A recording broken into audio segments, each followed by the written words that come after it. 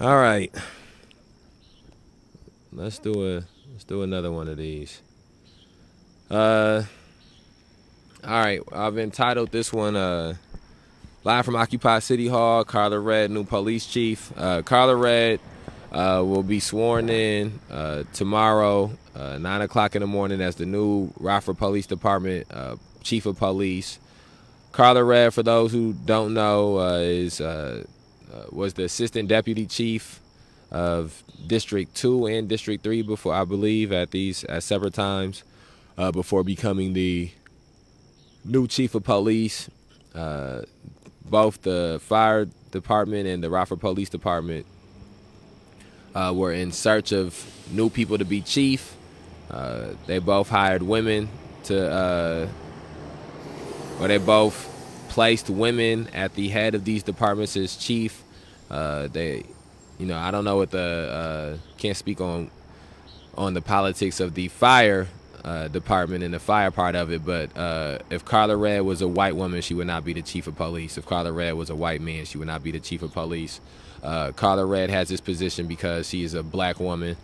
I think that's affirmative action. Carla Red has this position because of affirmative action. But I want to read through a news statement or a news story that was written by Rockford Register Star. We've done this a few different times where we read through a news story and we sort of dissect the story in an effort to have a deeper conversation about the issues. And so I'm going to read through this story here and dissect it. This is a story that can be found on Rockford Register Star. I believe it was the front page story last week. So the story came out August 23rd. So here, I'm going to read through this. The city made history Monday, naming Carla Red its new police chief and Michelle Pankow its new fire chief. This is the first time either department will be led by a woman. It's the first time the police department will be led by a black person. Now, again, it's important to point out that the reason, that's why I said that the reason Carla Red had this position was not because she was the most qualified for the position. It was because of she was black, and because she was a woman, and because they are using her blackness and her femininity, I don't know if that's the right context to use that word in, but they're using both of those things to further the agenda of the city to in an attempt to try to change the narrative of the actions that have come out the police department. This is also so that when the next time a black person is shot down by the police, they can have a black face as the chief of police to co-sign the shooting down of this person. It's also so that if something like what happened on May 30th of last year occurs, that when they parade the racist white mayor up there to try to lie to the community members, they can have him standing next to a black face to try to give those lies a little bit more credence. And so we will hear continuously how Carla Red is the first black person to be the chief of police, the first woman to be a chief of police. All of these things which mean nothing if she is not going to alter the police terrorism, mass incarceration, and racial injustice that institution has implemented in the community for decades upon decades. The votes from the three Rockford Board of Fire and Police, the votes from the three-member Rockford Board of Fire and Police Commissioners were unanimous. Mayor Tom McNamara said the women emerged as the best candidates after an exhaustive national search and selection process. McNamara said they did well in each phase of the hiring process, from qualification and evaluations to public interviews to live meet and greet sessions. Now, I'll speak on the meet and greet portion of this as well. I went to the police meet and greets that they have for the chiefs. Carla Red did not do a good job at the meet and greet sessions. Carla Red had a table full of black people who were trying to keep anybody else from coming near her and asking her any questions protecting her during this. One young woman went and asked Carla Red about choke slamming Ari. She was asked to move on and said that she couldn't. Was told she couldn't bring those things up, basically. So Carla Red did not do a good job at the meet and greet sessions.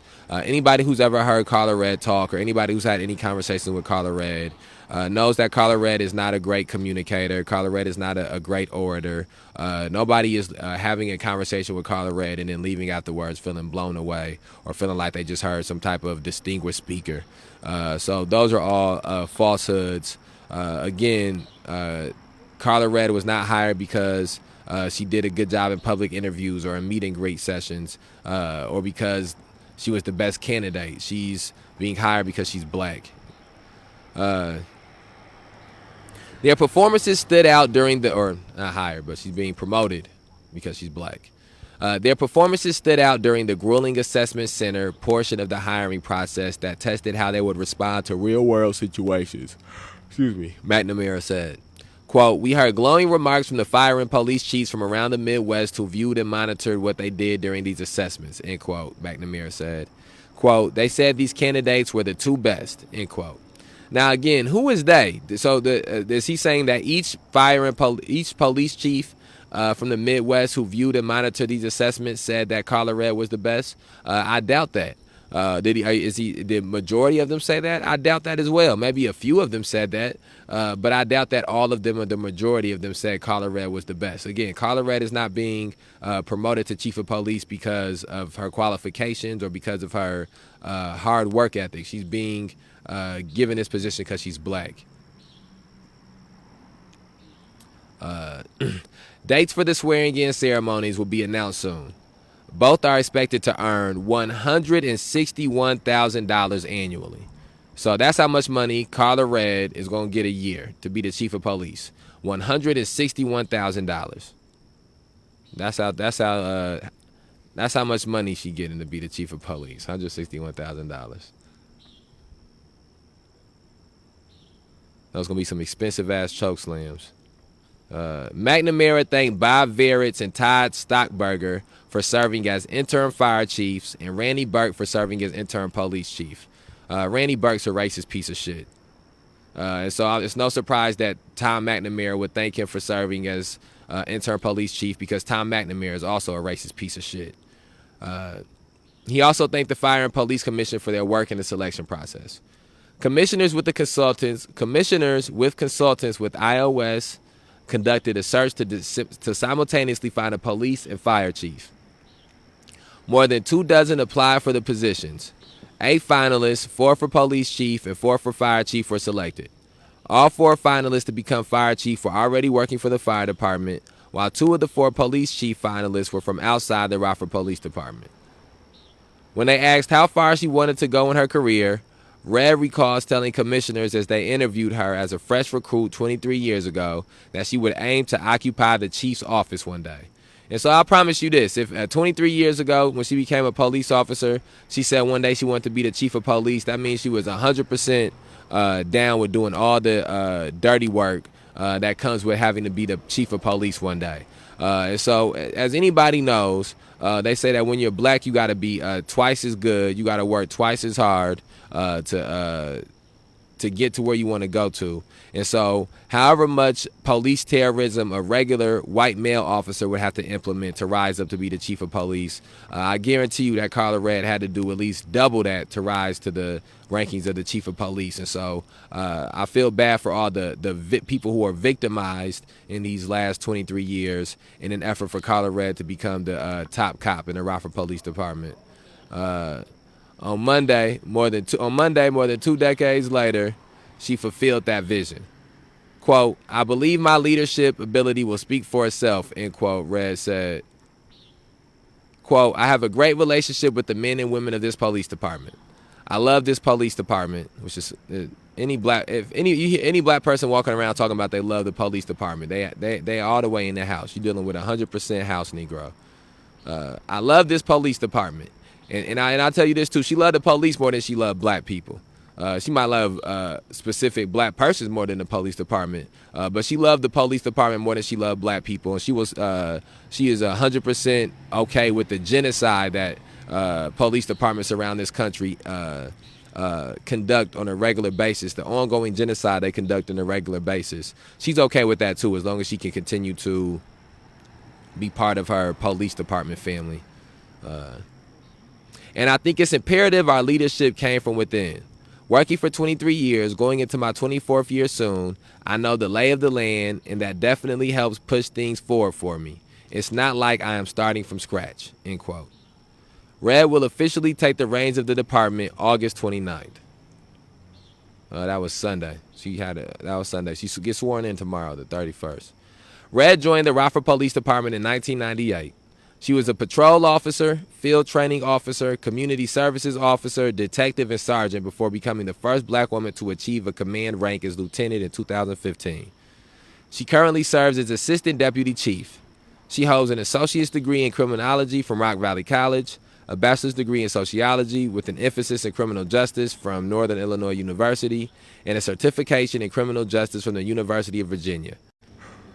The FBI that assisted with the assassination of Malcolm X and assassination of Martin Luther King Jr. That's where she was taught at. You don't gotta. All right, okay. Red said building relationships, developing trust, and tackling a violent crime problem that has spiked the last 2 years will be her top priorities. Listen to that.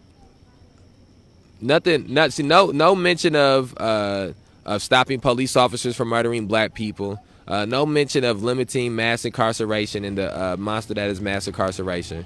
No mention of dealing with the racial injustice or issues of racism, because they're putting her in this position because she's black, but they have no desire for her to do anything for the black community. Again, you're not going to be any black person who would do things for the black community or have the interests of the black community at heart or at the forefront of their decision making is somebody that would not end up becoming the chief of police, or somebody that would not even end up becoming a police officer. There is no black person that is a police officer that genuinely cares about black people, that genuinely cares about the progression of black people, because those two things are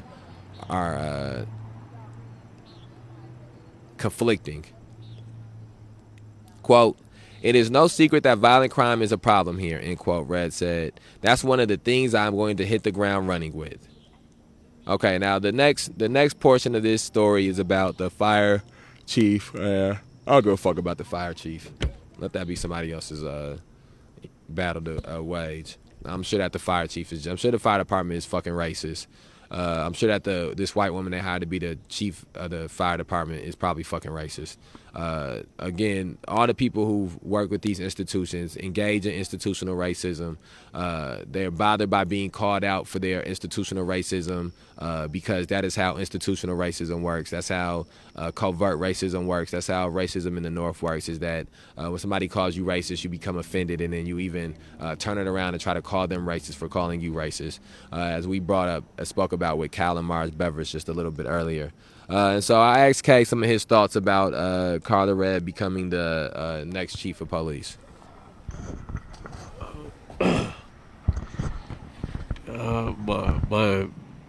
My initial feelings are simply this: that because you put someone else over in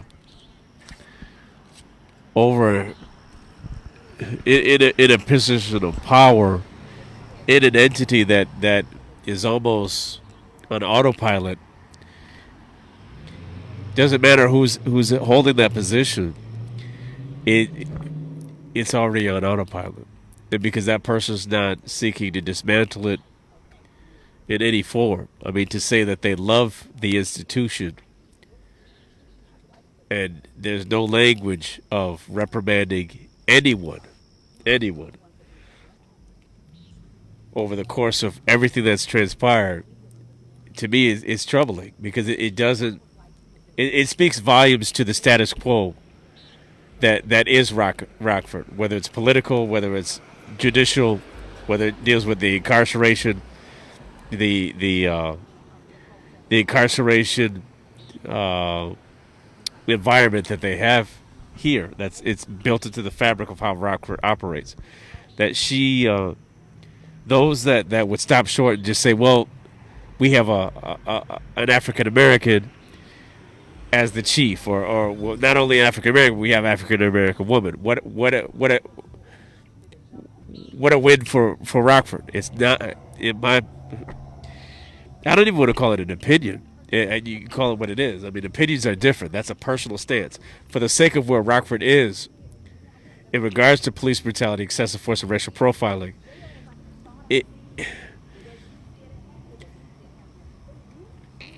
it's only a win for the status quo. It's not a win for the black community. It's not a win for black women. It's not a win for black people in general. It's not a win for the minority community in Rockford. It's a win for the status quo. It's a complete win for the status quo, because Rockford's no different than other areas of the country. After Trump was elected, many states doubled down on issues that you would have thought they would have been progressive and things would have changed. They doubled down on that and said, we acknowledge it, and we're going to go even harder to make sure it remains. That was the stance that Rockford took from last year to even now. Rockford there was no language at all on any political level in regards to dealing with the excessive force, racial profiling, and police brutality. There was no conversation publicly. There was nothing brought up in the council meetings. There was no, on their terms, it was all, window dressing. On their terms, they had some kind of panel meetings, but it was still on their terms, and it was very the conversation was even limited on what you could discuss. It was basically a bullet point of, well, this is what we're doing. But there was no conversation with the community on what the community wanted, or what the community wanted to be done in their immediate community. And the irony it was at District 1. That to me was the craziest irony of where they held this meeting. They structured a meeting, and they controlled the conversation at the same place that police just ran amok, didn't follow protocol or procedure, and yet the same person that just got placed in this position was the same one that had a public press conference saying everything that was done during the events of May 30th was justified. It gives me chills. It really does, because to not see, and I know people think we're taking jabs when we talk about people having the presence of mind because they were elected officials to just do their job in the position that they hold. That the fact that there are no black entities that exist in Rockford speaking publicly about this position at all shows me that people aren't seeing it in the proper light. That just because she's black, that doesn't, it's pointless. It doesn't mean anything. She is going to uphold the status quo, and in my opinion, this is my opinion. In my opinion, she may go harder at preserving it to prove her loyalty of it than if it was a white male in her role. Because you see it with black judges, you see it with black parole officers, you see it with black COs, you see it with black officers. They go harder at it to prove that they're loyal. You see, you can look at this on a national level. When you look at certain black judges, they're known for giving young black men the convicting them to the fullest extent of the law, giving ridiculous sentences, because they're trying to prove to the establishment my loyalty supersedes the people that I represent on a demographic level. My loyalty to the system reaches way beyond any loyalty that I could have just because you see a black person standing in front of me. So to prove that my loyalty to the system is that strong, I'm going to go more intense to prove it. Right. I'm going to go even further to prove it. And that's my concern, that what happens if there is another Tyrus Jones? What happens if there is, for the list of people that have been shot just in 2021 alone, if and when that happens, what is the makeup, what is the look of it in Rockford when you know that it's a situation of police brutality? Or it may even be overt racism. But then when you have the narrative switch to, well, he was the white officer, but that's the black police chief. That doesn't mean that they get a pass. And I'm hoping that people understand the depth of this. Officers that are already feeling that they are above the law, because if they're understanding their perception is what will get them off for not even being convicted of attempted murder or a murder charge based on their perception, even though they have a high caliber vest that can withstand a 45 bullet, a taser, and a gun, but can say, just from saying perception wise, I fear for my life.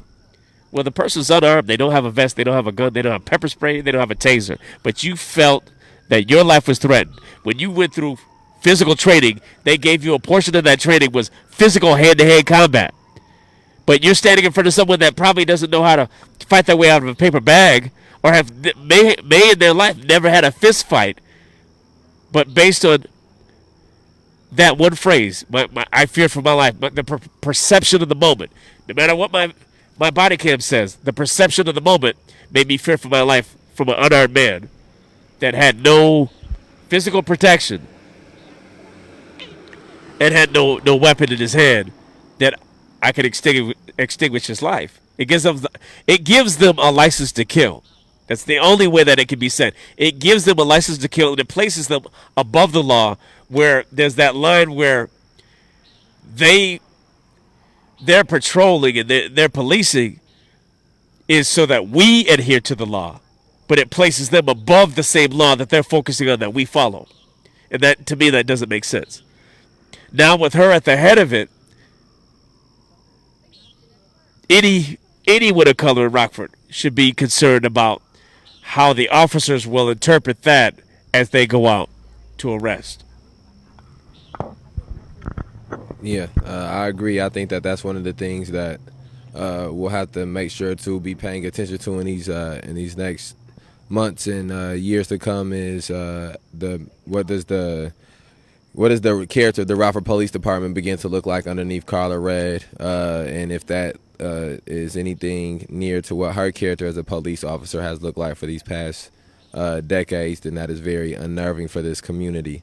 Again, it should be noted Carla Red and her husband had a Mr. and Smith type shootout with someone who, from all intents and purposes, just crashed their car into their car. Carla Red also justified the police terrorism attack that took place on May 30th against members of this community. She said everything that those officers did was 100% within policy. And then Carla Red also chokeslammed a protester. And Carla Red has been shown to not be able to properly compartmentalize her emotions while on duty as a police officer, which is not surprising because she works with a bunch of white people who can't compartmentalize their emotions either. So it's not a surprise that is rubbed off on her as well. I don't really have much more to say about Carla Red as the police chief. They have a swearing-in ceremony tomorrow at 9 o'clock that will be at do you have anything else you want to add about Carla Red here before we end this live? We start up a different one. I just want to say real brief, that I think it's incumbent on us to follow with numbers, to actually get numbers as the time goes on, so we can actually back up the acknowledgement of excessive force. These are things that anyone can find out. Anyone watching can find this out. Rockford's the numbers on excessive force, police brutality, racial profiling. There are certain stats that you can find. It's going to be interesting to follow up 6 months from now and see where these numbers lie under a black female police chief. It's going to be very interesting to see these numbers. All right, we'll end this live and start up something else here shortly. We outside.